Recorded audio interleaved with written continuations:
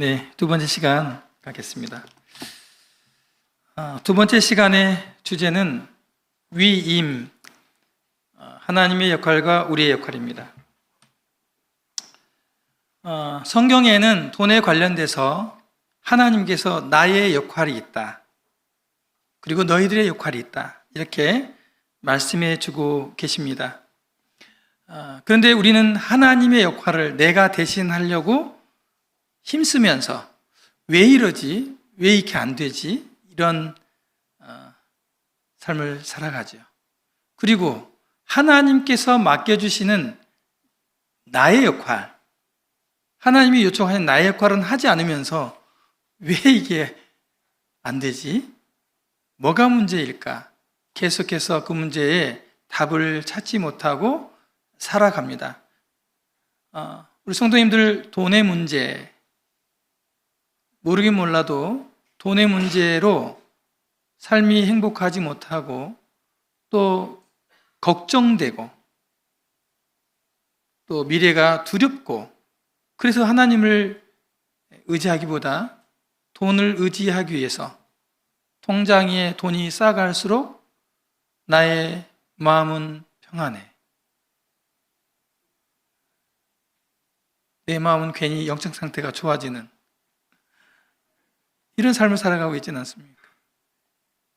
저는 안 그렇냐고? 저도 그렇죠. 통장에 수억씩 쌓이면요, 어제 주일날 말씀 들은 것보다 더 충만할 때가 많습니다. 저도 뭐 속물이지요. 네, 동일합니다. 여러분 그거 아십니까? 돈의 영역에서 하나님의 역할을 가장 잘 설명해 주는 그분의 이름은 바로 로드입니다. 주인. 우리가 주여 주여 하잖아요. 돈의 영역에서 하나님의 역할을 잘 설명해 주는 그분의 이름이 바로 주인이라고 하는 단어입니다. 성경에는 하나님에 대해서 약 250가지 정도로 그분의 이름을 표현하고 있는데, 그 중에 이 로드는 물질의 영역에 있어서 그분을 잘 얘기해 주는 이름입니다. 자, 이 물의 이 주인이 누굽니까? 이렇게 하잖아요. 그죠? 이 물건에 대한 소유권. 주인 누구예요? 이렇게 하죠. 바로 이겁니다. 주인이란 얘기는 물질의 영역에서 정확하게 하나님에 대해서 그분이 이름을 대변해 주고 계십니다. 오늘 주제 말씀입니다. 역대상 29장 11절로 12절 제가 읽겠습니다. 여호와여, 유대하심과 권능과 영광과 승리와 위엄이 다 주께 속하였사오니 천지에 있는 것이 다 주의 것이로소이다. 여호와여, 주권도 주께 속하였사오니 주는 높으사 만물의 머리이심이니이다. 부와 귀가 주께로 말미암고 또 주는 만물의 주제가 되사 손에 권세와 능력이 있사오니 모든 사람을 크게 하심과 강하게 하심이 주의 손에 있나이다. 여기 보면 하나님께서 그분의 영광과 승리와 위엄이 다 주님께 있다. 우리가 구하는 영광, 권세, 승리, 이런 것들이 다 주님께 속해 있다, 이렇게 말하고 있고요. 천지에 있는 것이 다 주님의 것이다, 이렇게 말하고 있습니다. 사람의 부귀, 주님 손에 달려있다. 사람의 크게 하심과 강행하시며 승진, 직장에서의 취직, 사업에서의 성공, 주님 손에 달려있다. 내 손에 있다. 우리 뭐 광고에 내 손에 있소이다, 뭐 이런 광고가 전에 있었던 기억이 나는데요, 다 주님 손에 있다고 그냥 선포해 버리셨어요. 설명하지 않습니다. 실제 있으시니까요. 하나님이 이 모든 게 나에게 속해 있다, 이렇게 말씀하고 있습니다. 역대상 29장 11절로 12절은 하나님은 모든 것의 주인이다, 이렇게 말하고 있습니다. 우리 믿잖아요? 알고 있잖아요. 그렇죠? 우리 알고 있습니다. 하나님이 모든 것 다 주인이다, 다 만드셨다. 네. 역대상 29장 11절 12의 핵심은 하나님은 모든 것의 주인이다, Lord, 이렇게 말씀하고 있습니다. 욥이 하루 사이에요, 자녀들을 또 모든 재물을 잃었습니다. 근데 변함없이 그가 하나님을 경배했죠. 그가 굉장히 슬픔 가운데서도 그 재물, 그 모든 것이 하나님의 주인임을, 하나님의 역할을 알고 있었어요. 뭐라고 얘기합니까? 욥기 1장 22절에 내 어머니 태에서 내가 벌거벗은 채로 나왔으니 벌거벗은 채로 그곳으로 돌아갈 것입니다. 주신 분도 여호와시요 가져가신 분도 여호와시니 여호와의 이름이 찬양받으시길 바랍니다. 여러분, 우리 부유하신 분이요, 가난하잖아요. 가난한 분, 그러니까 1년에 한 연봉이 한 5천만 원으로 살아가다가 한 3천만 원 정도로 줄어들면요 힘들죠. 근데요, 연봉이 한 3억 정도 받다가 3천만 원으로 줄어들면요 어마어마하게 힘들어요. 그걸 쓰던 버릇이 있기 때문에 그 줄이려면 너무 힘들어요. 욥이요 어마어마하게 부자였어요. 근데 어마어마하게 쫄딱 망했습니다. 자식까지 잃고. 그랬을 때 이 마음이 하나님께 찬양할 수 있을 거라고요? 못합니다. 너무 부했다가 너무 쫄딱 망하니까 기가 찰 노릇이죠. 근데 그는 주신 분도 하나님이시고 가져간 분 하나님이십니다. 하나님이 이 모든 물질의 주인이십니다. 하나님의 역할을 명확히 그가 인지했기 때문에 물질의 있고 없음과 상관없이 원래 하나님이 어떤 분임을 찬양할 수 있는 것이에요. 여러분이 그 하나님을 모르면 환경과 상황에 따라서 하나님을 찬양하지 않습니다. 어떤 성도님이 예수를 믿었는데요, 예수 믿고 나서 형편이 어려워진 거예요. 예수 믿고 나서. 그럴 수 있잖아요. 예수 믿으면 형편이 꼭 좋아져야 됩니까? 그건 성경에 나와 있지 않아요. 그러니까 이렇게 얘기했습니다. 내가 괜히 예수님 믿었나 봐. 무슨 얘기예요? 하나님의 역할을 모르시는 겁니다. 하나님이 주인됨을 모르는 거예요. 모세가요, 그가 장성했을 때 애굽의 모든 부귀영화를 뒤로하고 하나님의 백성과 고통을 함께하는 쪽을 선택했습니다. 근데 히브리서 11장 26절에 뭐라고 표현했냐면요, 애굽의 모든 보화보다 더 큰 재물로 여겼다. 자기 백성과 고난받을 이 재물로 표현하고 있어요. 그가 한 행동을 보화와 재물로 표현하고 있어요. 믿음? 아니요. 영성? 이렇게 표현하고 있지 않아요. 돈으로 규정하고 있어요. 돈. 우리 사람은 돈으로 그 가치를 판단하고 돈 때문에 일합니다. 우리가 상급을 바라보잖아요. 모르긴 몰라도 상당히 상급이 클 거예요. 주님이라 일하면. 그 상급을 뭘로 우리가 생각할까요? 물질. 영적인 것은 상상이 잘 안 되거든요. 모세도 물질의 주인, 더 큰 물질을 가지고 있는, 모든 걸 가지신 하나님을 알고 믿었기 때문에 애굽의 눈에 보이는 그 보화, 애굽의 그 보화가 적을 거라고요? 어마어마한 보화입니다. 왕자가 되면 다 자기 건데요. 왕이 되면. 그거 우습게 여겼습니다. 이 만물이, 모든 것이 하나님이 주인인 것을 명확하게 하나님이 어떤 분인지를 알았다고 하는 것입니다. 그러므로 로드, 하나님의 역할을 여러분들이 정확히 아셔야 됩니다. 그래서 신앙을 명확하게 세우고 고백할 수 있습니다. 그냥 외식하듯이 남들 들으라고 찬양하고, 감정이 확 올라오면 찬양하고, 감정이 확 죽으면 찬양도 안 하고, 이런 것이 아니고 정말 변치 않는 믿음과 신앙생활을 할 수 있다고 하는 것입니다. 하나님 역할에는 세 가지가 있습니다. 하나님은 소유권자로서의 역할, 주권자로서의 역할, 공급자로서의 역할이 있어요. 하나님은 나는 세 가지의 역할을 할 거야. 나는 소유권자로서의 역할을 할 거고, 주권자의 역할을 할 거고, 공급자의 역할을 할 거야. 지금부터 가르칠 텐데 여기를 침범하지 마세요. 여러분이 하나님의 역할이니까. 이걸 침범하려고 하기 때문에 돈을 다루기가 어려워집니다. 먼저 소유권자 하나님. 신명기 10장 14절에 하늘과 모든 하늘의 하늘과 땅과 그 위의 만물은 본래 내 하나님 여호와께 속한 것이로되.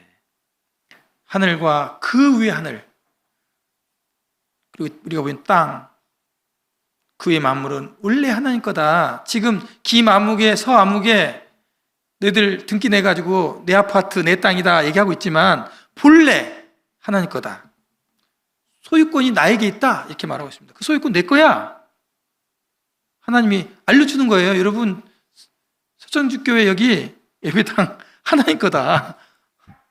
네. 땅과 거기에 충만한 것, 이제는 땅뿐만 아니라 거기에 충만한 것들, 새, 물고기 다, 거기 사는 모든 것이 다 이제 우리를 포함해서 다 하나님 거다 이렇게 선포하고 있습니다. 시편 23편 1절에서 이게 다 내 거야. 알았지? 나는 이걸 다 소유하고 있어. 주인이 나야. 이렇게 말하고 있는 것입니다. 하나님은 세상의 모든 것을 소유하신다. 이렇게 말하고 있습니다. 그리고 하나님이 소유권에 대해서 구체적으로 말씀하고 있습니다. 그 목록을 성경에 기록해 놨어요. 너희들이 이렇게 말하니까 두리뭉실하게 하니까 저희들이 오해할 것 같으니까 내 이제부터 구체적으로 얘기할 거니까 잘 들어라. 목록을 말씀드리겠습니다. 먼저 부동산. 부동산 때문에 난리였죠. 토지를 영구히 팔지 말 것은 토지는 다 내 것이니라. 레위기 25장 23절. 하나님이 모든 토지의 주인이심을 말하고 있습니다.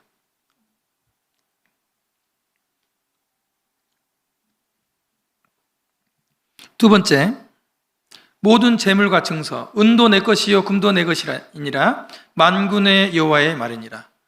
귀금속, 천연자원 다 내 거야. 너희 거라고 얘기하고 팔고 뭐 거래하고 하는데 다 내 거야. 원래 내 거였어. 내 소유라고. 주인이 나야. 이렇게 말하고 있습니다.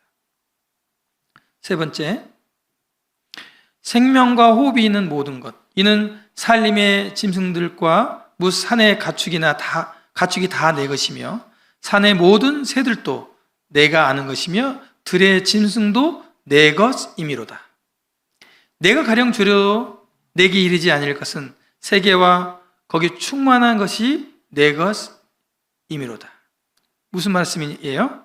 세상까지 다 내 건데 너희가 생각한 것처럼 내가 굶는다 할지라도 너희들에게 나 굶는다 얘기하지 않는다는 거예요. 나는 부유하다는 거예요. 다 소유했기 때문에. 하나님은 모든 동물의 소유주이심을 말하고 있습니다. 우리도 거기 속해 있습니다.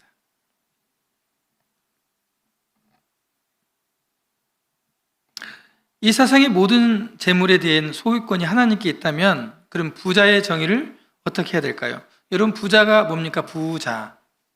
잘 사는 사람. 그렇습니까? 아닙니다. 부자도 못 사는 경우들이 많습니다. 나쁘게 사는 경우도 많죠. 부자는 돈이 많은 사람을 부자라고 합니다. 그러므로 부자를 보고 야, 이거 잘 사는 사람이야 이렇게 말하지 마십시오. 가난해도 잘 살 수 있습니다. 엄밀히 말하면 우리 성도님들이 잘 사는 분이죠. 부자, 돈은 없어도 잘 살 수 있잖아요. 그렇죠? 네. 이 세상의 모든 것이 다 하나님 거예요. 그 소유권이 하나님께 있어요. 그렇다면 성경적인 관점에서 부자는 뭐라고 말을 해야 될까요? 부자. 내 건 하나도 없어요. 근데 부자는 돈이 많은 사람이고 재물이 많은 사람이고 부동산이 많은 사람이고 건물주이거든요. 강남에 1,500억짜리 빌딩 이런 가지고 있는 분들이 부자잖아요. 그렇죠? 성경적으로 말하기에 이 부자의 정의를 내린다면 원래 하나님 건데 하나님께 많은 재물을 위탁받은 사람이 될 것입니다. 성경적으로 위탁받은 자산이 많은 사람. 그러니까 우리 교회, 이 서청주 교회에서 부자가 있을 수 있습니다. 재물이 많아요. 예, 돈이 많아요. 그분은 하나님께서 하나님 것을 재물을 위탁한 거예요. 너 네가 좀 보관해, 네가 잘 사용해라고 주신 거예요. 원래 자기 거 아니고 제 거 아니고 하나님 것을 맡긴 거죠. 이런 사람을 부자라고 성경적으로 말할 수 있어요. 형제님은 하나님께 위탁받은 자산이 많으시군요. 고생하시겠네요. 관리하려면. 이렇게 인사하는 거죠. 관리를 안 하고 내 마음대로 쓰고 나의 영광을 위해서, 나의 편리를 위해서 쓰고 내 위신을 채우기 위해서 쓰고, 이런 사람을 성경에서는 불의한 청지기, 하나님의 주인의 재물을 허비하는 청지기라고 말을 하죠. 네. 이렇게 성경적으로 위탁을 많이 받은 사람, 이 사람을 방금 말씀드린 대로 청지기 혹은 집사 혹은 종, 이렇게 성경에 등장하고 있습니다. 하나님께서, 그래서 오늘은 이 청지기라는 단어를 좀 쓰겠습니다. 좀 있어 보이잖아요, 그죠? 종 하는 것보다. 네, 청지기. 청지기. 하나님께 많은 재물을 위탁받은 사람, 아니 적게 위탁받았다 할지라도 하나님께 무언가 다, 여러분 뭐 차 있는 분도 있고, 뭐 집이 있는 분도 계시고, 또 월세로 사시는 분도 계시고, 전세 사시는 분도 계시고, 여러 가지 있을 텐데, 다 그 소유가 많든지 적든지, 1달란트든 2달란트든 5달란트든 하나님께서 위탁하신, 위탁받은 청지기라고 하는 것입니다. 하나님은요, 우리에게 하나님의 소유권을 위임한 적이 없어요. 그래, 내 땅 네 거야 증서를 사인해가지고 이제 이 땅은, 이 지구는 서승호 거야, 이렇게 한 적이 없어요. 저한테 그 소유권을 넘긴 적이 없어요. 지금도 여전히 이 우주 만물 모든 것은 다 그 소유주가 하나님께 있다는 거예요. 이걸 여러분 명확히 알아야 돼요. 하나님의 역할은요, 영원히 이 우주 만물에 있는 모든 것이 다 하나님 거예요. 여러분 주머니에 있는 돈도 하나님 거예요. 이걸 인지하지 못하면 그때부터 돈을 성경적으로 바르게 사용하지 못하는 거예요. 여러분이 저에게 서영재님, 제가 이만저만 해서 돈을 좀 맡기고 싶습니다. 형제님이 아주 신실하게 보이거든요. 얼마를 맡길 건데요? 돈이 별로 안 돼요. 50억만 맡기겠습니다. 50억을 나에게 맡기겠대요. 그럼 당장 금고로 사야겠죠. 그리고 이걸 어떻게 할까요? 그냥 이자를 노려도 해도 되고 무슨 사업을 해도 괜찮으니까 잘 좀 보관해 주세요. 그럼 그때부터 저는요, 매일 50억이 그대로 있나 없나 확인할 것이고, 또 돈이 나가면 막 쓰고, 이자가 들어오면 이자도 기록하고 그렇겠죠. 내 돈이 아니니까. 언제 찾아갈까요? 제가 1년에 꼭 올게요. 그 1년 동안 제가 보관하는 거예요. 그걸 청지기라고 합니다. 근데 내가 한 10개월쯤 지나니까 이제 내 돈 같거든요? 아이고. 그래가지고 그냥 누가 어렵다니까 쓱 꺼내가지고, 괜찮아, 50억 있으니까 한 2억 빌려줄게요. 빌려주고. 이렇게 할 수 있어요, 제가? 그건요, 그걸 그 돈의 주인이 내 거라고 생각하기 때문에 그렇게 하는 거예요. 소유권이 내가 있다고. 미친 거죠. 여러분이 가지고 있는 돈을 내가 임의대로 쓸 수 있다고 생각하는 것 자체, 청지기의 관점이 아닌 것이 어쩌면요, 정신 나간 겁니다. 하나님을 말씀하시는 겁니다. 모든 재물이 내 건데 너희들은 이 재물을, 어떤 이는 많이 받아서 부자 청지기, 어떤 사람은 조금 받아서 중상승 청지기, 어떤 사람은 서민 청지기라고 하는 거야. 내가 너희 재능과 그 맞춰서 주는 거야. 이렇게 얘기하는 겁니다. 이 시간에 여러분 분명히 알아야 될 것, 명확하게 여러분의 가치관에 집어넣어야 될 건 뭐냐? 돈과 재물, 그것이 우리의 소유인지 하나님의 소유인지를 명확히 알아야 된다고 하는 것입니다.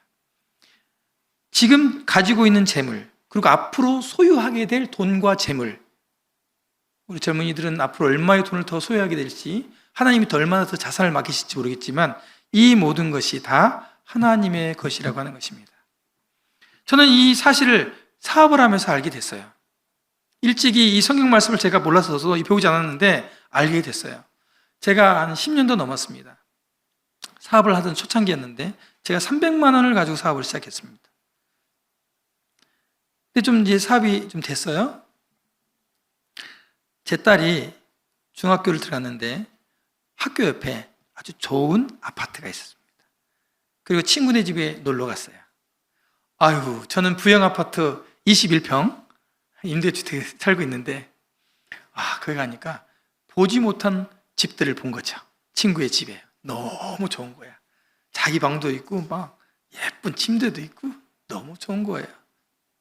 그 집을 보고 온 제 딸이 제게 와서 이렇게 했습니다. 아빠, 우리도 큰 집으로 이사 가면 안 돼요? 큰 집으로 이사가요. 이렇게 얘기했습니다. 여러분 같아도 그러겠죠? 네. 제가 우리 딸에게 그랬어요. 아빠가 돈이 없다. 우리 딸이 아이 아빠 사장이잖아요. 아빠 돈 많이 버는 거 제가 알아요. 근데 그때는 돈을 많이 벌진 않아도 조금 있었습니다. 그래서 제가 우리 딸을 손을 잡고 방에 들어가서 이렇게 얘기했습니다. 아빠가 사장은 맞는데 월급 받는 사장이야. 돈이 아무리 많이 벌어도 그 돈 내 거 아니야. 주인이 따로 있어. 주인이 누구냐? 아빠보다 더 높은 사장이 누구냐? 하나님이야. 이렇게 얘기를 했습니다. 저는 그때 제가 가지고 있는 돈, 제가 하는 사업의 주인이 하나님임을 알았고 저 제 딸에게 얘기했습니다.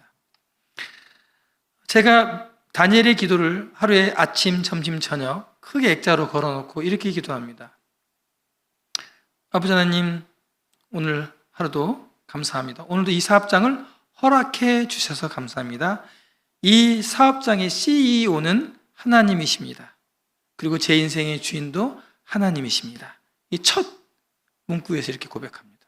이 사업장은 하나님이 제게 맡겨주신 하나님의 사업장입니다. 저의 기도가 가히 성경을 근거로 했을 때 틀리지 않는 기도였습니다. 여러분, 우리는요, 분명히 알아야 될 것은요, 우리가 가지고 있는 모든 재물과 소유가 하나님의 것이라는 것을 주님 명확하게 나는 소유권자 이렇게 밝히고 있는 것입니다.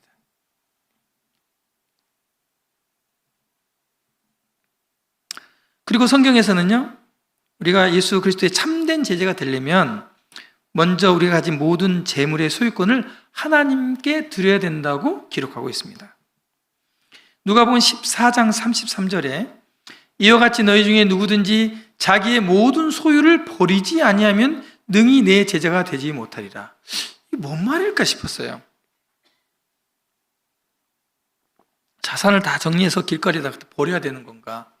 쓰레기통에 버려야 되는 건가? 이게 무슨 도대체 이 뜻이 무엇일까요? 여기에서 이와 같이 너희 중에 누구든지란 말은 예외가 없다 이런 얘기입니다. 누구든지는 서천주교회 성도님들 누구든지 예외 없이 모두를 포함한 말씀, 한 사람도 예외가 없다. 첫 번째 보면은 나의 돈과 재물의 소유권이 주님의 것으로 인정하지 아니하면 내 것이 아닙니다. 그 소유를 내 거라고 하는 것을 있다가 그 소유권을 버리는, 그 소유를 버리지 않으면, 그 소유권을 주님 거라고 인정하지 않으면 참된 제자가 될 수 없다고 하는 거예요. 그러므로 내가 주님을 제자라고 하고 주님을 따르고 주님이 제자로서 살려고 노력해도 돈의 문제를, 이 소유권의 문제를 주님께로 돌리지 않으면 안 되는 거예요. 겉으로는 교회 생활하고 여기서 열심히 하고 뭔가 되고 집사가 되고 장로가 되고 일을 해도 실제 영적인 생활에 있어서는 돈의 문제로 반쪽짜리 크리스찬이 되는 거죠. 여러분, 예수님이 십자가에 못 박기 전에 먼저 어떤 일을 당한지 아십니까? 돈에 팔렸어요. 돈. 약 6개월치 월급 분량을 팔렸어요. 임금으로 따지면.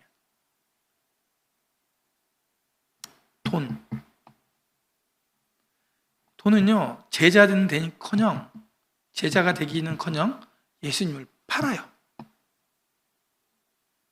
천지의 주인 되시는, 그리고 우리를 사랑하시고 우리를 위해 죽으신 그 예수님을 팔아요.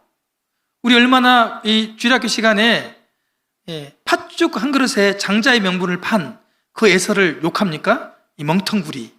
그것만 있었어도 팥죽이 아니라 그 모든 복을 다 받을 텐데, 예수님의 계보를 이을 텐데, 이 멍텅구리. 우리가 그런 사람이에요. 그 장자의 명분을 중요하게 여기지 아니한 거죠. 여러분, 물질보다 하나님을 더 사랑하십니까? 아니, 간혹 물질 때문에 물질로 하나님을 파십니까? 이 소유가 내 것인데 내 것을 가지고 나는 10분의 5를 드렸어. 이번에 나는 내 것을 가지고 10분의 6을 드렸어. 착각하지 마십시오. 원래 하나님 거였습니다. 하나님 것을 가지고 내가 10분의 5를 쓰거나 10분의 9를 쓰거나 아니면 10분의 10을 다 쓰고 사는 것이지, 내 것을 가지고 내가 얼마나 연보했다고요? 아니에요. 하나님 걸 가지고 마땅히 하나님께 드리는 거예요. 10분의 1은 10분의 10이 다 하나님 것입니다 라는 것을 그냥 인정하는 가장 최소의 단위예요. 제가 가진 모든 전부가 하나님 것입니다 라고 하는 것입니다. 그것뿐이에요. 하나님의 소유를 내 마음대로 집행해온 불의한 청지기처럼 혹시 여러분 살고 있지는 않습니까? 여러분 이제 하나님의 소유권을 인정하시기 바랍니다. 하나님의 소유권을 인정하시기 바랍니다. 어떻게 소유권을 인정할까요? 실제적인 방법을 제안해 드리겠습니다. 쉽지 않습니다. 여러분, 이 세상 문화와 미디어, 심지어는 우리나라의 법 체계조차도 당신이 가진 것은 당신 것이다 말하고 있습니다. 등록해 주잖아요. 내 명의로. 아파트 내 명의로. 내 거래요. 증명해 주잖아요. 등기 권리증 있잖아요. 권리를 행사할 수 있잖아요. 그래서 이 하나님의 것으로 이 소유권을 인정하는 데는 생각의 변화가 필요합니다. 관념적으로는 안 돼요. 정말 쉬운 일이 아닙니다. 하나님께서 내가 가진 모든 것이 주인이라는 사실을 많은 기독교인들이 동의합니다. 여러분도 동의하시죠? 그러나 그것을 실제 인정하면서 산 사람은 그리 많지 않아요. 여러분이 소유권을 인정하는 데 도움이 되는 몇 가지 제안을 드립니다. 첫 번째, 앞으로 30일 동안 아침에 일어날 때 잠들기 전에 바로 역대상 29장 11절로 12절을 묵상하시기 바랍니다. 그냥 읽고 주무시고 아침에 일어나서 읽으세요. 여호와의 위대하심과 권능과 영광과 승리와 힘이 다 주께 속하였사오니 천지에 있는 것이 다 주의 것이로소이다. 여호와의 주권도 주께 속하였사오니 주는 높으사 만물의 머리심이니이다. 부와 귀가 주께로 말미암고 또 주는 만물의 주대가 되사 손에 권세와 능력이 있사오니 모든 사람을 크게 하심과 강하게 하심이 주의 손에 있나이다. 저도 외웠으니까 여러분도 외울 수 있겠죠? KTX를 타고 서울 왔다 갔다 하면서 2시간 만에 외웠습니다. 잘 안 외우셔서. 외우세요. 외우시고 이걸 묵상하시고 선포하세요. 그리고 주님, 제 모든 소유니까 주님 손에 있습니다. 당신이 주인입니다. 저는 청지기입니다. 청지기로 오늘 하루 살 겁니다. 이렇게 하십시오. 이게 소유권을 내어드리는 겁니다. 여러분, 소유권을 내어드리면요, 하나님이 바빠집니다. 하나님이 그 소유권을 이제 사용하시기 시작해요, 여러분. 여러분의 인생에 개입하셔서 여러분 이제 하나님의 역할을 이제 두 번 뒤에 나올 텐데 그 역할을 수행하기 시작합니다. 소유권을 내드리지 않으면 못해요. 문이 열어주지 않는데 어떻게 들어가겠어요? 청소도 못해요. 뭘 좋은 걸 갖다 집에 들이실 수 없어요. 소유권을 하나님께 드려보세요. 불안해하지 마세요. 우리 하나님 신실하신 분입니다. 두 번째, 말씀을 묵상할 때 인칭 대명사로 나의 것으로, 내 것으로 이런 말 대신에 주님 것, 주님의 것 이렇게 바꿔서 묵상해 보시기 바랍니다. 그리고 앞으로 30일 동안 소유권을 깨닫게 해달라고 하나님께 기도해 주십시오. 기도하세요. 이게 그냥 깨달아지지 않습니다. 여러분, 이게 말씀을 이렇게 듣고 그렇지라고 하는 것과 뼈저리게 나의 안에 적용이 돼서 내 삶을 뒤집어 놓고 바꿔지는 것은 별개의 문제예요. 말씀이 능력이 있어서 나의 관절과 고슬을 쪼개고 내 생각을 바꾸고 내 태도를 바꾸게 하는 역사는 다른 역사예요. 그리고 물건을 살 때마다 하나님의 소유권을 인정하는 습관을 드시기 바랍니다. 어떤 분은 카드에 주님의 것, 하나님의 것 이렇게 쓴대요. 그래서 카드를 딱 꺼낼 때마다 이거 하나님 건데, 여러분 제가 이제 회사를 운영하는데 법인입니다. 직원들에게 법인 카드를 줬어요. 법인 카드를 제가 한정을 주죠. 기름 넣을 때 뭐 할 때 써라, 밥 먹을 때 써라. 식구들 외식할 때 쓸 수 있습니까 없습니까? 못 쓰죠. 법인 카드 못 씁니다. 썼다가요 내놔. 너는 믿을 수 없어. 왜 법인 카드로 외식을 하냐? 회사 일을 써야지. 소환하죠. 뺏어버려요. 여러분, 하나님의 카드, 하나님의 돈은 어떻게 써야겠죠? 하나님의 결제를 맡게 되는 거죠. 물어보는 거예요. 하나님이라면 어떻게 쓰지? 이 돈을 이제 누구에게 전달합니다. 형제님 감사합니다. 자매님 감사합니다. 저에게는 돈을 주시다니요. 아니에요. 주인이 갖다 주라고 그래서 제가 전달하는 겁니다. 내 주인 하나님이십니다. 이 청지 교육을 받은 한 자매님이 계셨는데 이 자매님이 친 언니에게 돈을 빌려줬어요. 조금씩 어렵다 빌려다 보니까 약 7천만 원을 빌려줬는데 그 자매에게는 굉장히 큰 돈이었죠. 근데 이 언니가 예수님을 안 믿는 사람인데 돈을 안 갚아요. 힘들 때 빌려갔다가 이제 살만한데도 안 갚아. 사이가 좋아질까요? 안 좋아질까요? 안 좋아져요. 사이가 냉랭해지죠. 근데 이 자매님이 성경의 재정 교육을 하고 전화를 했어요. 언니 힘들지? 그거 돈 안 갚아도 돼요. 그 돈 하나님 건데 그냥 하나님이 말씀 읽다가 언니 어려운 언니에게 주라 그랬어요. 그래가지고 언니에게 그냥 다 줘버렸어요. 안 갚아도 돼요. 하나님께 기도했대. 하나님 거니까 하나님 우리 언니 줬어요. 이제 아깝지도 않죠. 내 돈이 아니니까. 그랬더니요 온 식구가 다 교회를 나왔대요. 그리고 그 식구들이 그 동생을 예수님이라고 부른다. 예수님이라고. 돈은요 이렇게 예수님이란 칭호로 얻기도 한다니까요. 소유권을 하나님께 드리니까요. 하나님 건데 뭐 내 거니까 아깝고 내 거니까 속상하거든요. 저도 이제 카드 통장 중에 주님의 것이라는 통장이 있습니다. 제가 사업을 하다가 마음에 정한 대로 주님이 또 축복하시고 그러면 이제 통장에 돈을 이렇게 넣어서 그 통장에서 선교비도 나가고 예를 들어서 주님의 일에 쓴데 써요. 때로는 제가 이제 큰 돈이 들어가는 일이 있잖아요. 무슨 식사 대접을 하거나 그러면 그 통장에서 돈을 빼서 씁니다. 근데 신기한 건요. 똑같이 제 이름의 통장이고 겉에만 주님의 것이라 썼는데 인색하지가 않아요. 괜히 남의 돈 쓰는 것처럼 기분이 좋습니다. 하나님의 돈을 갖다 쓰는 것에 대해서. 그러니까 여러분 하나님의 소유권을 내어드리면 인색할 것 같은데 인색하지 않아요. 더 넉넉해집니다. 굉장히 체험할 수 있어요.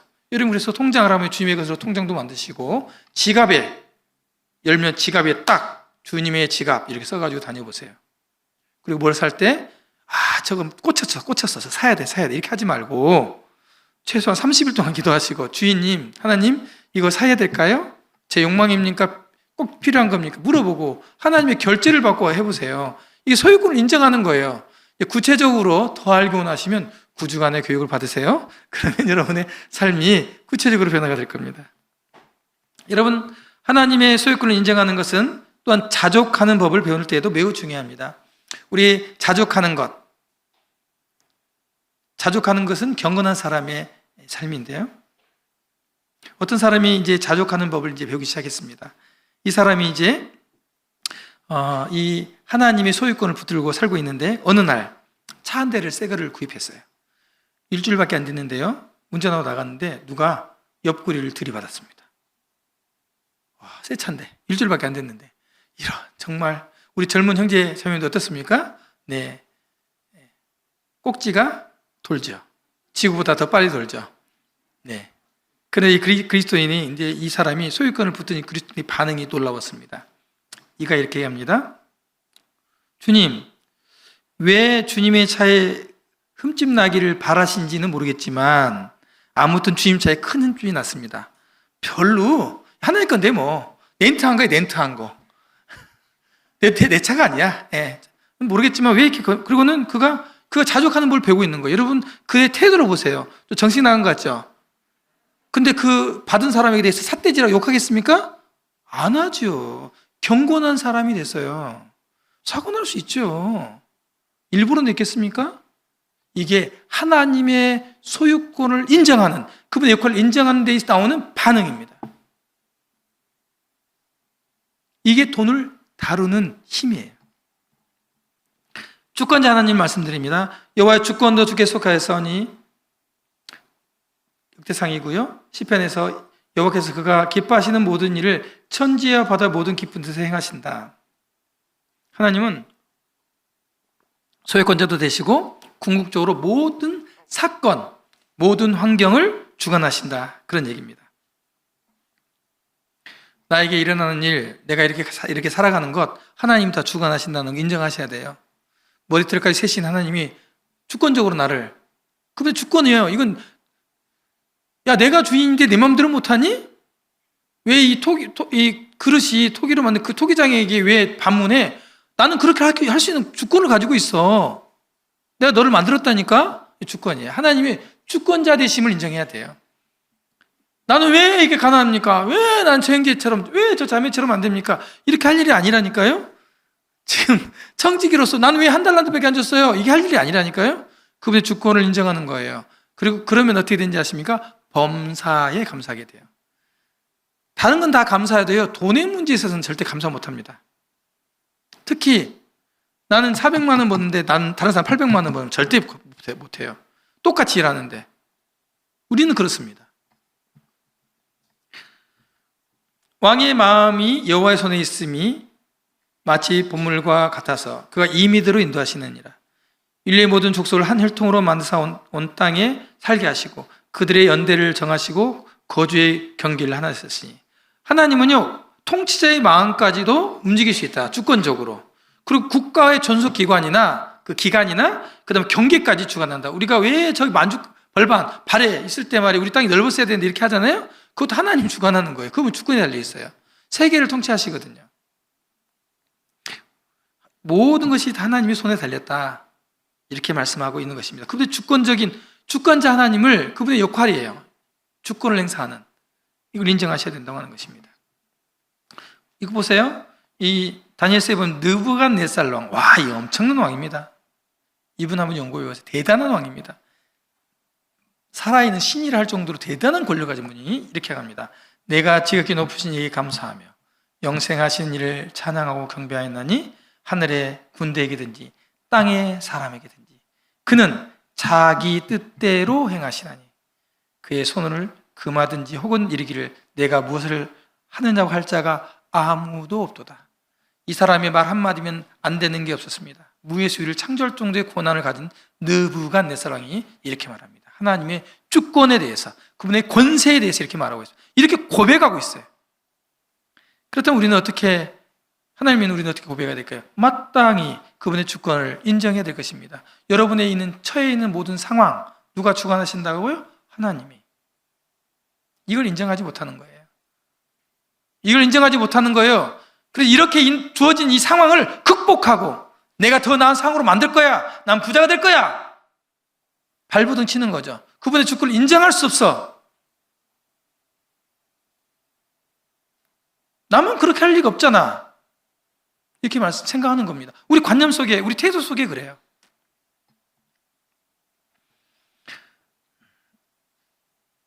여호와께서 말씀하십니다. 이사야 45장에서 나밖에 다른 이가 없는 줄을 알게 하리. 나는 여호와라. 다른 이가 없다. 나는 빛도 짓고 어둠도 창조하며 나는 평안도 주고 환란도 짓는다. 우리에게 임하는 모든 평안과 환란 다 하나님의 주권대로 행하신다는 거예요. 나는 모든 일을 행하는 자다. 하나님 모든 어려운 사건, 모든 일을 다 주관한다는 거예요. 우리가 볼 때 절망적인 상황도 하나님은 궁극적으로 우리를 위해서 선하게 바꿀 수 있는 분이다 라는 것도 말씀하고 있는 것입니다. 악한 자가 부자로 살고 신실한 자가 그러지 못한 현실이 있죠. 이게 도전적인 상황들입니다. 이해가 되지 않죠. 어떻게 해석해야 될까요? 누가복음 16장에 보면 부자와 나사로가 있습니다. 누가 복 받았어요? 부자가 복 받았죠. 거지가 복 받았죠. 이런 관점을 보면 되죠. 우리가 부자로 못 살아도 잘 살 수 있습니다. 영생을 소유할 수 있죠. 그 부자는 하나님 나라가 너무 어려웠어요. 그래서 하나님이 가난하게 하신 거예요. 여러분이 삼성가 정도만 되면요, 하나님 믿기 어려울 거예요? 여기 안 있어요. 그렇죠? 서천교회 안 다닙니다. 삼성가는 못 다녀요. 돈이 그렇게 만듭니다. 뭐가 복일까요? 영생을 소유한 여러분이 복입니다. 그런데 우리는 생각은 하지 않죠. 창세기 45장에 보면 요셉의 이야기가 나오죠. 그가 고난 가운데 처해 있죠. 근데 그 삶을 성경에서는 형통했다 이렇게 말하고 있어요. 뭐가 그게 형통했어요? 끌려가가지고 종으로 살았는데. 그가 국무총리가 됐을 때 형통했다 이렇게 말하고 있지 않아요? 그가 보디발의 집에 가서 종살이 할 때, 그가 감옥에 갇혔을 때 형통했다고 말하고 있어요. 우리는 형통, 잘 되는 것을, 복 받는 것을 다른 관점으로 이해할 수 있어요. 꼭 돈이 많은 것이 복이 아닐 수 있다는 것입니다. 하나님께서 우리에게 적어도 3가지 이유로 우리 삶의 어려움을 허락하십니다. 첫 번째, 우리의 성품을 개발하시려고. 우리 어려움을 닥치지 않으면 우리 아주 인격이 개발되지 않습니다. 개발되지 않고 개발이 되죠. 두 번째, 하나님의 뜻을 성취하시기 위해서 어려움을 주셔요. 보세요. 요셉의 경우도 그렇죠. 다윗의 경우도 그렇죠. 많은 사람의 경우 그가 정말 고난 가운데 있어요. 궁극적으로 그 고난이 나중에 하나님께서 이루고자 하는 뜻을 그런 인물로 만들어가는 것을 성경에서 말하고 있습니다. 세 번째, 필요할 때 우리를 사랑으로 훈련시키려고, 우리를 훈련시키기 위해서 이 고난을 주신다고 하는 것입니다. 마지막으로 공급자 하나님이십니다. 공급자 하나님 말씀드립니다. 이제 하나님이 마지막 역할입니다. 굉장히 중요합니다. 하나님은 나는 공급하는 사람이야. 공급하는 자야. 나는 공급하는 자야. 이겁니다. 그러므로 너희는 먼저 그의 나라와 그의 의를 구하라. 그리하면 이 모든 것이 6장 전체에 나오는데 먹을 것과 입을 것입니다. 쓸 것이죠. 이것을 너에게 더하시리라. 자, 다시 말씀드립니다. 나는 너희들 먹을 것, 입을 것, 사는 것, 이 필요를 채우는 공급자로서 역할을 할 거야. 내가 그 역할은 내 역할이야. 너희들의 역할이 아니야. 이렇게 얘기하는 겁니다. 그런데 우리 얼마나 많이 먹고 사는 일에 얼마나 우리가 힘쓰고 있습니까?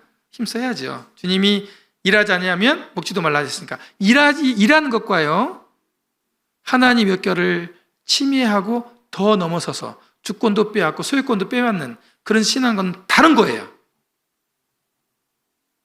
하나님이 분명히 여러분에게 말합니다. 야, 하늘의 새를 봐봐. 너희들이 그거 이렇게 창고에 걷어들여가지고 모이주고 키우냐? 안 그렇지. 누가 먹인 줄 알아? 내가 먹여.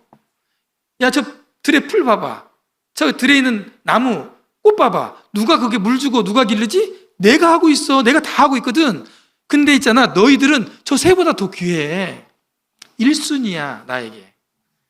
밥을 줄 때도 너희들 먼저 줘. 그리고 나머지 새 모이 줄 거야. 이렇게 말씀하시는 거예요. 마태복음 6장을 다 읽어보세요. 줄줄이 외워보세요. 하나님이 계속 그 얘기하고 있는 거예요. 저는 마태복음 6장 33절을 19살 때 믿었습니다. 이 말씀을 붙들었어요. 전 19살 때 대학을 떨어지고요. 어떻게 살지? 하나님 내 인생을 책임져 주겠다는데 대학을 떨어졌어요. 어떻게 살지? 이거 공장 들어서 일해야 되나? 고민하고 있을 때 이 말씀 보여주셨어요. 지금까지 이 말씀을 붙들고 있습니다. 잘 먹고 잘 살고 있어요. 너무 잘 먹어가지고 당뇨도 걸렸어요. 못 먹는 유기농 거친 음식 먹었으면 안 걸릴 텐데 얼마나 배부르게 먹었든지 마음대로 폭식하다가 당뇨 걸렸어요. 얼마 전에 어떤 형제님이 이 먹는 경제적인 문제 때문에 주님께 시간을 더 많이 드려야 되는데 경제적인 문제 때문에 먹고 사는 문제 때문에 고민하는 형제가 있었습니다. 그 형제에게 제가 이런 문구를 카톡을 보냈습니다. 마태복음 6장 33절을 먼저 보내드리고 이렇게 말했습니다. 형제님, 굿모닝입니다. 저의 일생을 주 예수님께 맡기기로 결심하기에 마태복음 6장 33절 이 한 말씀으로 저는 충분했습니다. 주님의 말씀이 형제의 일생을 붙들고 바위와 같이 견고한 반삭과 언약이 되기를 기도합니다. 이렇게 보냈습니다. 저는 19살 때 대학 떨어지고 살아갈 일로 저는 8남매 중 6째인데 아버지가 13살에 돌아가셨어요. 저를 후원할 수 있는, 저를 도와줄 수 있는 여건이 안 됐어요. 혼자 밥을 해 먹으면서 살아야 될 사람이었습니다. 이 마태복음 6장 33절이 저는 저를 여기까지 이 신실한 약속이 여기까지 지키셨어요. 하나님의 말씀은 견고합니다.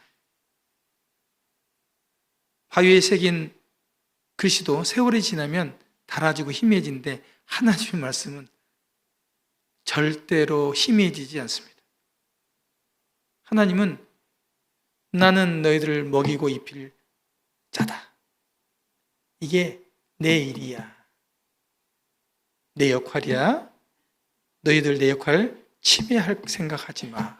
이렇게 말하는 거예요. 그런데 얼마나 많이 우리가 하나님의 역할을 모르고 살아갑니까? 열왕기상 17장에 보면 내가 까마귀에게 명령하여 거기서 너를 먹이게 하리라. 하나님께서 엘리야에게 아침에 까마귀를 통해서 떡고기를, 또 저녁에도 떡고기를 가져왔어요. 이런 까마귀 하나 기르면 좋겠죠.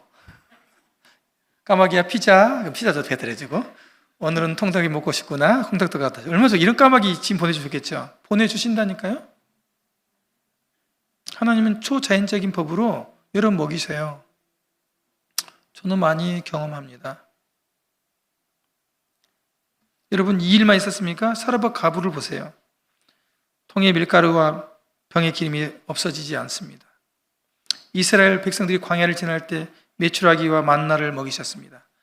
5,000명이, 남자만 5,000명이죠.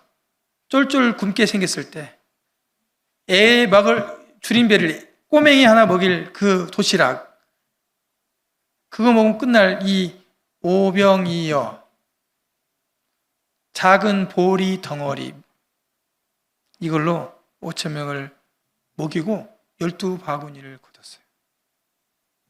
가나온 친잔치에서 포도주가 떨어졌을 때 최고 상급 포도주를 물로 만들어 버렸어요. 이 비법을 전수받은 저는 부자가 되겠죠. 막 물을 퍼다가 만들면 되니까. 이런다니까. 하나님이 이렇게 하신다니. 이렇게 공급하시겠다고 하신다는 거예요. 너희 필요를 공급하시겠다. 공급자 하나님을 말씀하는 거 이제 어떻게 하시면 되겠어요? 인정하면 돼요. 하나님 공급하시겠다면서요. 공급해 주세요.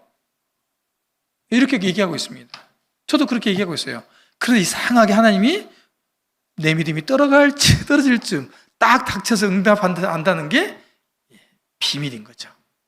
시간을 정확히 지키세요. 그분은. 일찍 주면 좋을 텐데. 아침에 일어나야만이, 새벽에 일어나야만이 만나가 있는 거예요. 일찍 나가도 없어요. 늦게 나가도 없어요. 해가 뜨면 다 사그라지죠.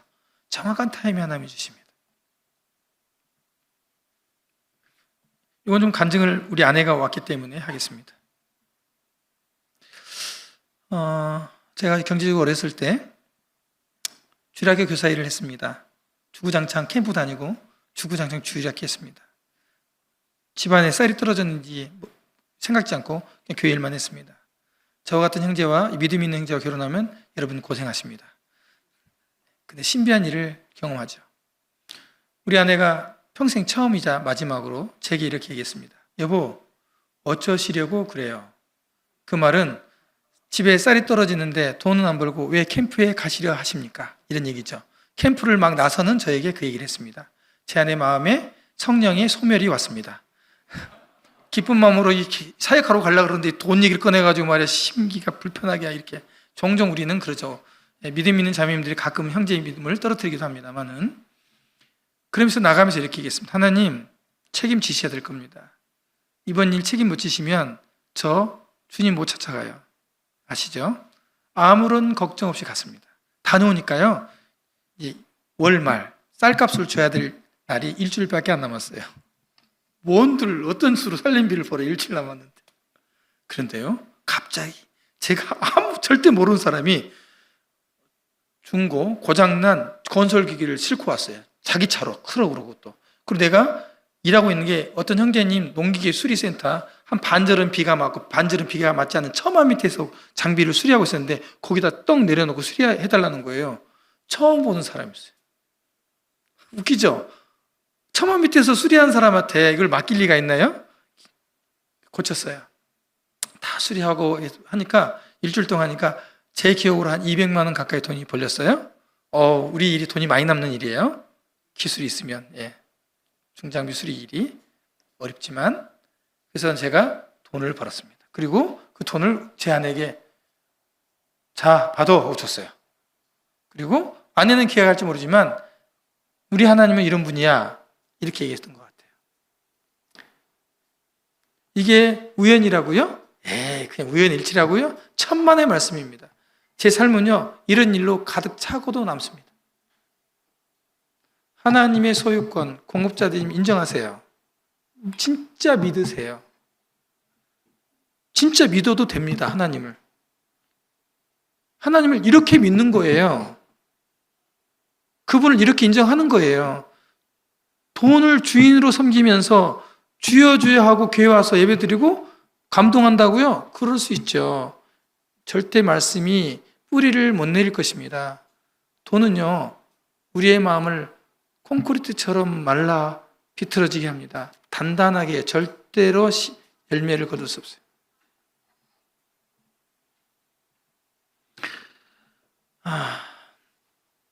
근데 하나님의 공급하심을 우리가 예측할 수는 없어요. 공급하심의 그 방법을 예측을 할 수가 없어요, 우리는요. 그런데 전적으로 그분은 항상 공급하실 거라는 건 예측할 수 있어요, 말씀 가운데. 찰스 앨런이라는 사람이 이런 얘기를 했어요. 세계 2차 대전 때 종반에 2차 대전 종반에 이제 이렇게 잡아드니까 이 연합군에 많은 고아들이 몰려왔어요. 전쟁 고아들이죠. 그래서 캠프를 만들고 이 고아들을 수용했다고 합니다. 그들을 잘 돌봤죠. 근데 그럼에도 불구하고 이 고아들이 두려움 때문에 잠을 못 자는 거예요. 밤에 잠을. 아무리 이렇게 얘기해도 안 되는 거예요. 그래서 이 한 의사가 해결책을 냈는데 잠자기 전에 잠잘 때 아이들에게 식빵 하나씩을 손에 쥐어줬어요. 이 식빵을 먹는 거 아니야. 손으로 부드러워 자야 돼. 하고 빵을 준 거예요. 그랬더니 아이들이 잠을 잘 자는 거예요. 왜냐하면 내일 먹을 것이 있다고 생각하니까 잠을 잘 수 있었던 거예요. 이 아이들은 내일 먹을 것이 있을까 그 스트레스 때문에 잠을 못 잔 거죠. 본능적으로 그런 거죠. 우리도 내일 집에서 쫓겨난다고 생각하면 잠 못 자죠. 집이 딱지가 붙어가지고 내일 경매에 넘어간다는데 쿨쿨 잔 사람은 사람이 아니문이다. 그죠? 사람 아니죠. 그런 거예요. 근데 주님이 우리에게, 우리 그리스도인들에게 약속하신 게 있습니다. 주님도 한 가지 빵을 딱 제시하십니다. 나의 하나님이 그리스도 예수 안에서 영광 가운데 그 풍성한 대로 모든 쓸 것을 채우시리라. 그냥 채우시는 게 아니라 풍성하게. 그리고 몇 가지만 채우는 것도 아니고 모든 것을. 이 말씀을 하셨는데 이 말씀이 하나님 하시는 안 채우시면요, 거짓말쟁이가 되는 거죠. 누가 거짓말쟁이죠? 마귀 사탄. 그는 거짓의 아비요 거짓말쟁이라 그러잖아요. 우리 아버지 하나님은 그런 분 아니에요. 여러분, 이 말씀을 붙드세요. 이 말씀을 붙들고 주무시라고요. 미래를 보세요. 공급자 하나님 말하십니다. 너희 성도들아 여호와를 경외하라. 그를 경외하는 자에게는 부족함이 없다. 젊은 사자는 궁핍하여 죽을지라도 여호와를 찾는 자는 모든 좋은 것에 부족함이 없다. 젊은 사자가 못 잡을 사냥감이 어디 있습니까? 젊은 사자가 한 방에 낚아채죠. 근데 그 사자가 쫄쫄 굶는 그런 엄청난 가뭄이 왔어요. 그래도요, 여호와를 찾는 우리는요, 좋은 것으로 풍성해지는 것입니다. 희한한 삶을 살아가는 거예요. 희한한 삶을. 하나님의 공급자 되심을 인정하면요, 희한한 삶을 산다니까요. 서승호 형제를 아는 사람이 있습니다. 제가 어떤 사람인지. 아이고, 선생님 묵장 사다가 아이고 출세했네, 이런 분들이 계세요. 우리 동역자 중에. 아이고, 이렇게 얘기하세요. 아이고, 언제부터 이렇게. 제가 얼마나 짜잔하게 살았으면, 형편을 살았으면. 주변에 어떤 형제님은 서형제를 보면 서형제는 기적이야. 어떻게 그렇게 됐어? 참 기적이야. 이런 분들이 있어요. 기적이죠. 여러분, 사자는 굶는데 여호와를 찾는 사람, 여호와를 찾아 양망해요. 그 사람이 막 다 쫄쫄 굶는데 이 사람은 막 넘치고 풍성하다. 이게 이해가 됩니까? 이해 안 되죠. 이렇게 하시겠다는 겁니다. 이렇게 공급하시겠다는 겁니다. 이렇게 하나님이 나는 공급자야. 나는 정말 이렇게 인색한 하나님이 아니야. 인색한 주인이 아니야. 내가 비유해서 신약에서 얘기했잖아. 그 주인에 대해서 오해하고 있는 주인에게 내가 언제 인색하더냐. 내가 얼마나 너희들에게 이 돈의 문제에서 엄하더냐. 그렇지 않다. 나는 넉넉하다. 많은 부분에 얘기하고 있잖아요. 근데 인색하거든요. 하나님은 안 주시는 것 같아요. 여기서 필요를 하나님이 채우시겠다는데 필요와 욕구에 대해서 좀 오해 없으시기 위해서 말씀을 드리겠습니다. 필요란 뭐냐? 삶에 기본적으로 필요한 것들, 즉 음식과 옷과 집입니다. 욕구란 이 필요를 넘어서는 것입니다. 다.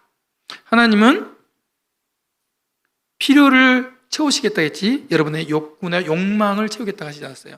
요트, 크루즈, 이런 열을 하고 300 55일은 놀겠습니다. No. 그건 욕망이죠. 일은 안 하고 맨날 하와이에 가 있고 욕망이죠. 하나님 우리 필요를 채우십니다. 이에 지나는 것은 욕구이고 욕망이다. 그러므로 우리가 디모데전서 6장 8절에 이렇게 나와 있잖아요. 우리가 먹을 것과 입을 것이 있은지 뭐라고요? 족한 줄 만족해라. 적어도 하나님은 먹고 사는 것 채우시겠다. 여러분 동의하십니까? 아멘 소리가 안 나와요?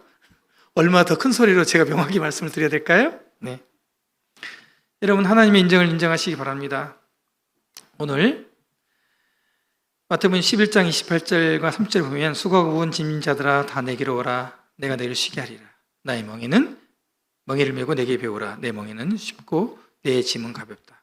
여러분 살아가는 삶 어렵지 않아요. 무겁지 않아요. 하나님이 다 채우시기 때문에 그러거든요. 네.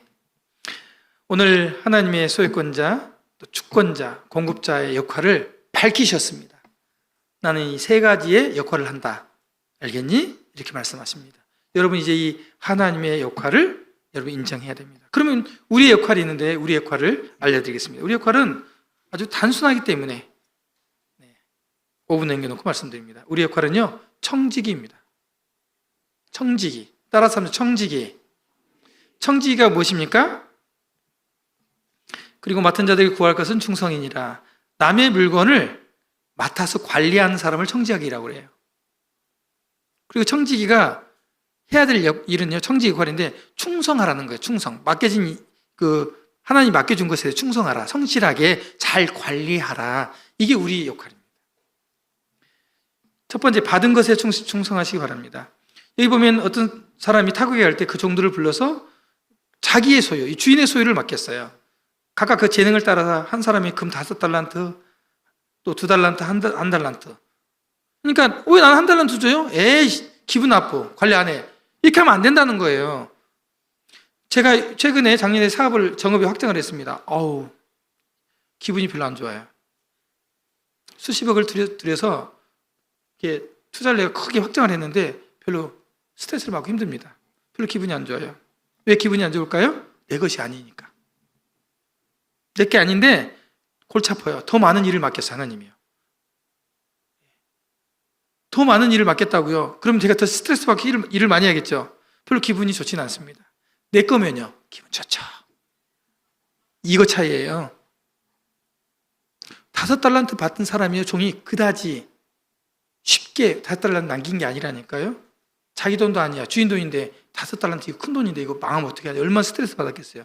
이게 충성이라고. 이게 그 5달란트 받은 종이요 더 힘들었어요. 1달란트보다.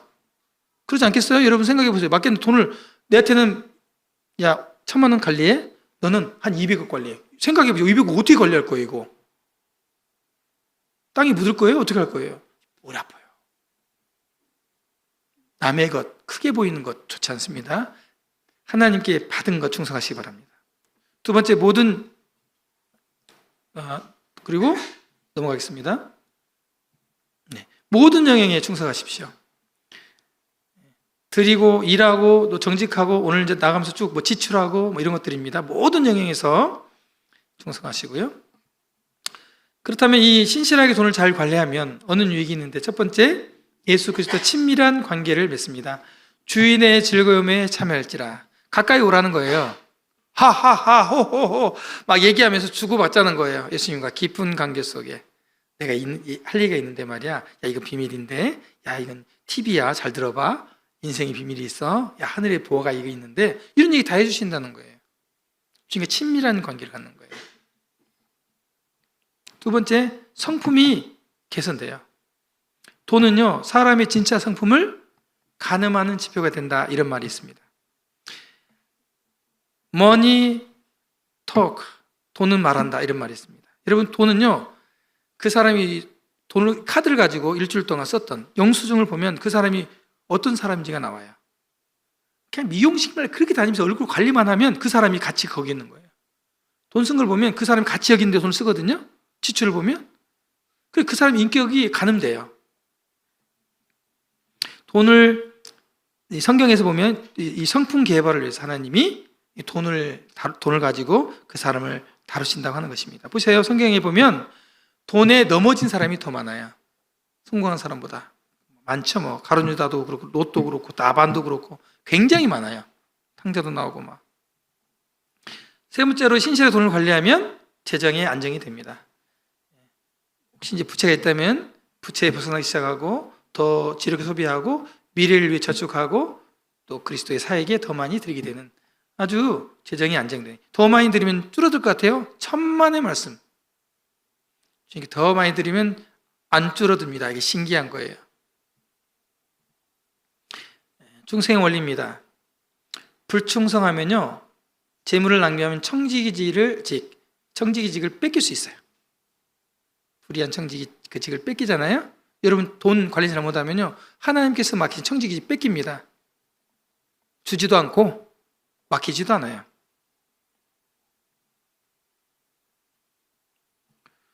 두 번째, 작은 것에 충성하시고요, 작다고 대충하지 마시고 내가 20억, 200억 로또 당첨되면 하나님께 드릴 거야, 10분의 5를 드릴 거야, 90% 드릴 거야 하지 말고 여러분 지갑에 있는 10,000원, 지금 그 10,000원을 잘 쓰세요. 지금 지갑에 있는 50,000원, 그걸 먼저 잘 쓰시라고요. 주와 복음을 위해서 충성스럽게. 그게 중요하다는 거예요. 그러면 더 큰 걸 맡기시는 거예요. 안 맡겨주세요. 요행을 바라지 마세요. 여러분 다치시기 때문에 주인이 안 줘요.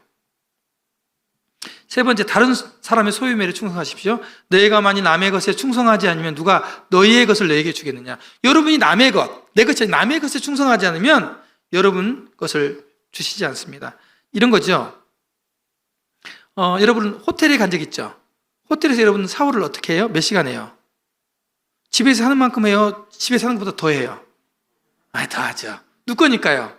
내 거 아니니까. 근데 그 호텔 물 누구 거예요? 호텔 물 누구 거냐고? 호텔 주인 거예요? 하나님 거라니까요? 여러분 고속도로 가도 휴게소 들려서 화장실 가죠? 화장실 얼마나 뜯어요? 몇 번 돌려요? 화장실. 왜 그렇게 많이, 집에서도 그렇게 돌려요? 아니죠. 왜 그래요? 내 거가 아니거든요. 남의 것이야. 근데 화장실 그 누구 거예요, 원래? 그 펄프 누구 거예요? 하나님 거예요. 남의 것에 여러분 충성하세요. 그 내 것처럼 쓰시고 하나님 것처럼 쓰시란 말이에요. 이게 재물 관리하는 거고, 이게 여러분의 역할을 잘 하는 거예요. 그걸 잘했을 때 작은 것에 충성하니까 하나님이 더 주는 거예요. 그런 거 안 하면서 막 화장실 쓰고 물 막 쓰고 잘 됐다. 어떤 빨래하는 분도 있어요. 가가지고 막 그렇게 해가지고 하나님 여러분 재물을 청지기에 맡기실 것 같아? 안 맡기세요. 또 어떤 분은 복사 회사에 가가지고 복사하라고 하시는데 자기 복사 엄청 해와버려요. 막. 그리고 심지어는 거기 좋은 펜 같은 거 가져가고 또 써버려. 또 이렇게 테이프 좋은 거 있으면 가져와서 개인처럼 쓰고 도둑질이에요. 그거 회사를 위해서라고 그랬지 그거 자기 거라고 아니잖아요. 그런 일 비일비재해요. 남의 것에 충성하지 않는 것입니다. 여러분 오늘 두 번째 시간 하나님의 역할과 우리의 역할을 배웠습니다. 하나님의 역할은 소유권자, 주권자, 공급자 역할을 하겠다고 말씀하십니다. 우리의 역할은 청지기입니다. 청지기로서 어떻게? 충성을 다합니다. 고린도서 4장 2절에 우리 역할을 이렇게 요약되어 있죠. 그리고 맡은 자들에게 구할 것은 충성이다. 딱 한 가지예요. 우리가 할 일 딱 한 가지, 청지기로서 충성하는 거예요. 나머지는 하나님이 다 주시겠다는 겁니다. 하나님의 역할과 우리의 역할을 오늘 배웠습니다. 이게 우리의 재정관리, 돈의 문제에 있어서 시작하는, 배우는, 관리하는 오늘 포인트가 될 것입니다. 하나님을 믿으시고 또 하나님께 맡긴 역할들을 충성스럽게 감당하시는 서충주교회 성도님들이 되시기 바랍니다. 이것으로 둘째 시간 강의를 마치겠습니다. 기도하겠습니다. 아버지 하나님, 오늘 하나님의 말씀을 통해서 저의 마음에 확신 주시고 또 저에게 깨닫게 해주시고 또 제 삶 가운데 역사하신 것을 나누게 하심을 감사합니다. 우리 사랑하는 서충주교회 성도님 모두가 하나님의 소유권자, 주권자, 공급자 되심을 인정하고 또 우리는 하나님의 청지기임을 믿음으로 충성되게 하나님 앞에서 성실하게 일하는 살아가는 저희들이 될 수 있도록 도와주시길 원합니다. 저희 물질을 잘 다루고 하나님이 맡겨주신 것들을 잘 관리하는 칭찬받는 청지기가 되기를 소원하옵고 우리 구주 예수님의 이름으로 감사하며 기도합니다. 아멘. 감사합니다.